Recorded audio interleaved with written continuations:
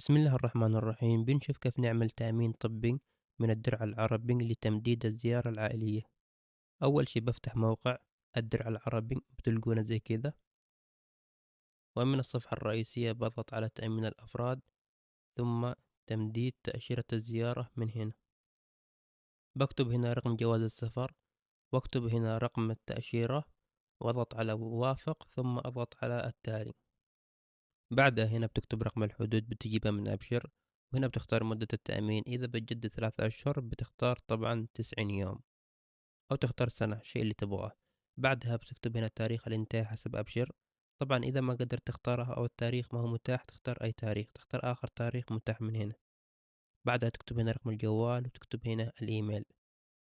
بعد ما تعبي هذه البيانات حتنزل تحت، تضغط على أؤكد ثم تضغط على التالي.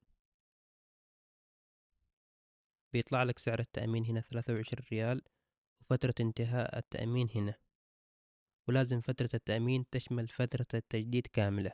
بعدها حتسدد هنا إما عن طريق سداد أو عن طريق البطاقة البنكية. مثلا عن سداد هتختار سداد ثم تضغط المتابعة. بيجي كود على رقم جوالك حتكتبه هنا. كذا يكون تم إصدار مرجع للسداد. هذا الرقم حتروح تسدد فيها الرسوم 23 ريال من حسابك البنكي، وتأمينك بيتفعل. إذا عندك أي سؤال أو استفسار حطه تحت في التعليقات. وإذا عجبك هذا الفيديو لا تنسى اللايك والاشتراك، وشكرا.